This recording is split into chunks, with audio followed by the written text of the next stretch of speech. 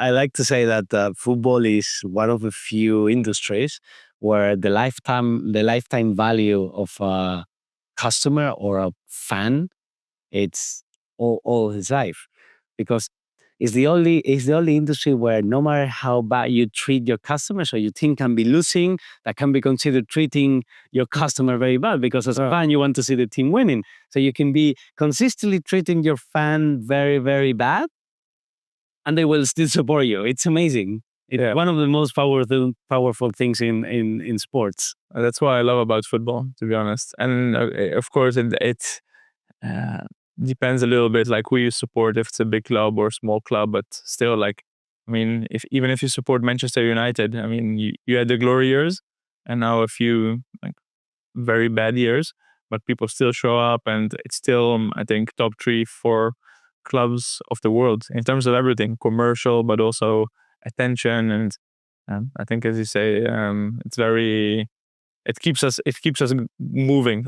Most of the times I say, for example, to my girlfriend, like, I don't understand like people who don't like football, like what are they talking about, and for me it's like it's always been like a very big part, living up to a game, or also the boredom of not having any games, like during now, for example, the summer 2 months, if you don't have anything. Well, this summer we are super busy with with the Club World Cup. Luckily there's always football.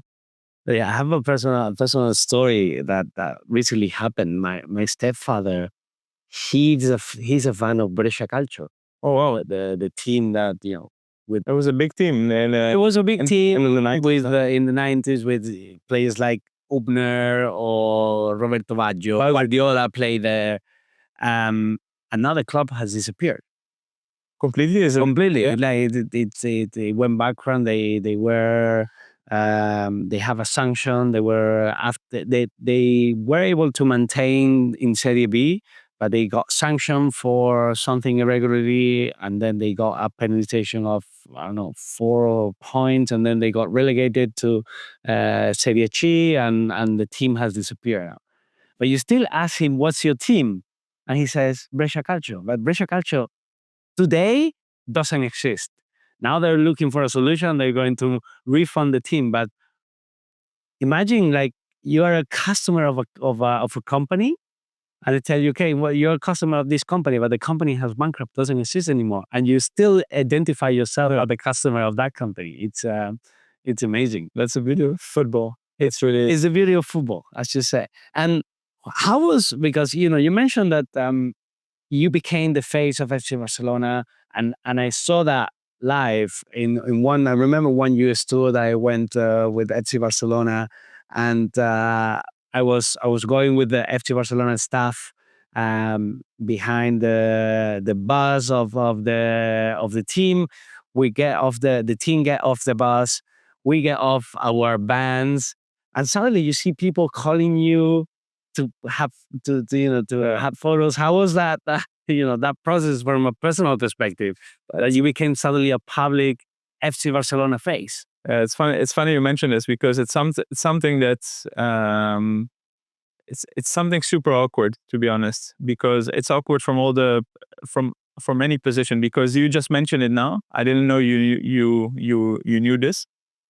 But you come off the bus, as you say, and all of a sudden, like, okay, so the first bus is a team bus, so the team is already in, right?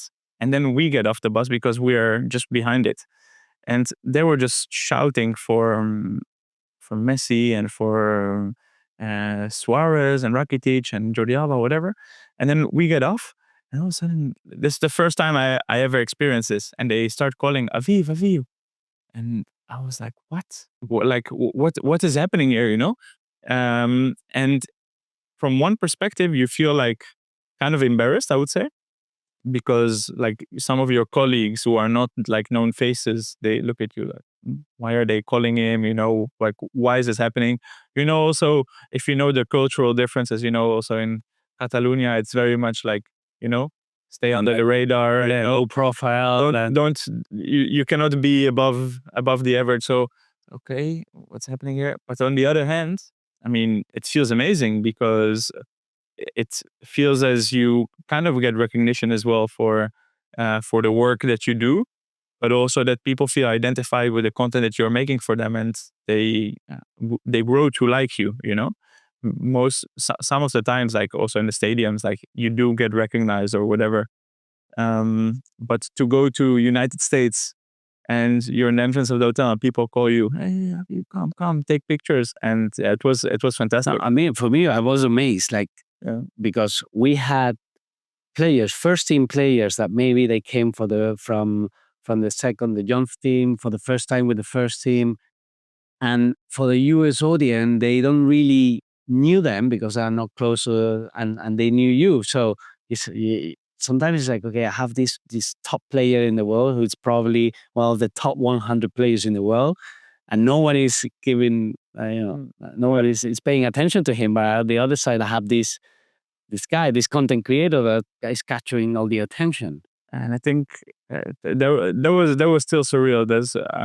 Sometimes I get to tell it to my friends. When I reminisce, look back, and it's like, this is it was in Miami, but also we played in two cities, Miami and Michigan, and in both places it was the same. So that means, but it also reinforces the thoughts, because if you live in Barcelona, like, you don't really need a person to tell you, hey, this is the Camp Nou, this is what it looks like. You've probably seen it many other times, and also in the pieces of content without a face. But if you live that far, like in the United States or Australia or India or Indonesia, and you have that person, it feels like almost like, as you said before, like a friend, a family member who's like, hey, okay, he's one of us and he's taking us. So that's why the connection was stronger with them.